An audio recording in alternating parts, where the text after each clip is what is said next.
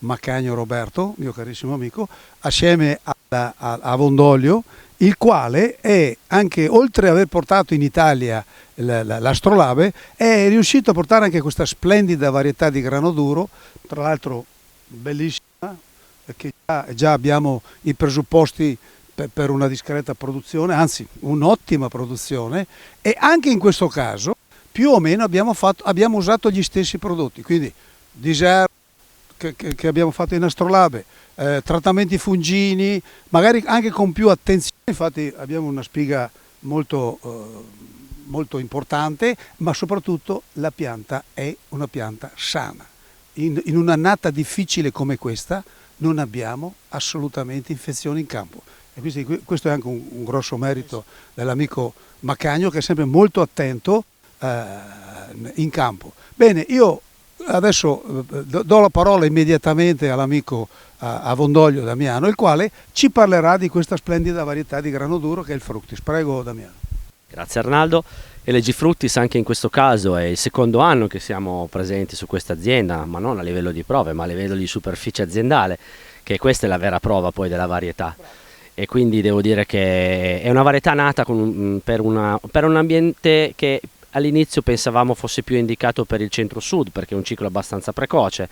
Normalmente al nord si prediligono i cicli un po' più tardivi.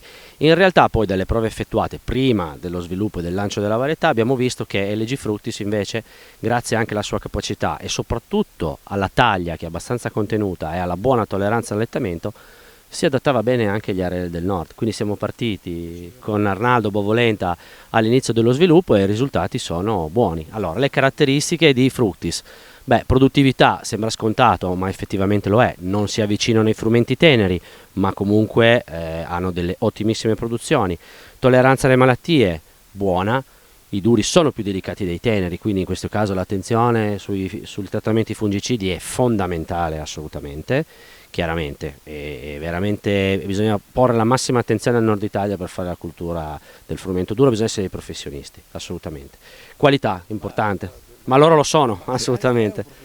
La qualità è l'altro argomento molto importante per quanto riguarda il frumento duro. Eravamo abituati ai tempi a avere frumenti duri con proteine 12, 11, 13, perché era lo standard di richiesta anche un po' dell'Italia, che comunque importava parecchia merce di prodotto buono, valido da paesi esteri. Oggi, grazie alla filiera italiana, grazie alla possibilità di utilizzare il brand, la bandiera italiana sul pacchetto della pasta, il prodotto italiano sta diventando più interessante. La richiesta del mercato è una richiesta di prodotto di qualità medio-alta. Ecco, qui siamo su un prodotto interessante perché ha caratteristiche: indice di glutine alto, sempre superiore a 90, colore oltre 27-28, quindi il giallo, un chicco molto grande, una proteina elevata. Quindi diciamo che non è un problema, non è un prodotto di altissima gamma come ci sono in alcuni casi, perché andremo comunque a inficiare sulla produzione, ma è un prodotto che piace molto a chi può fare filiera, a chi però vuole produrre tanta granella, quindi questo è il grande vantaggio.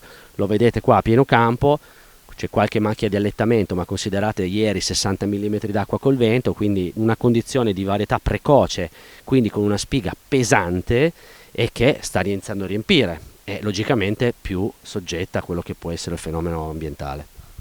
Sì, in conclusione al bellissimo intervento che ha fatto l'amico Damiano, secondo me, e vorrei chiedere anche il tuo parere Roberto, qui io sto vedendo in questi anni che per esempio il Pentac 5ala, non vorrei essere ripetitivo, gioca un ruolo molto importante su queste varietà, sia sui grani duri che sui teneri.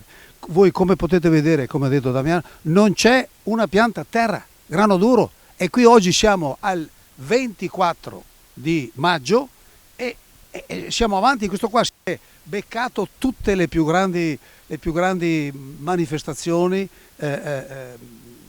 temporaliste della zona, e quindi secondo me qui gioca un ruolo molto importante il doppio trattamento di Pentac 5ala, e ne sono perfettamente convinto. Sono convinto, sì.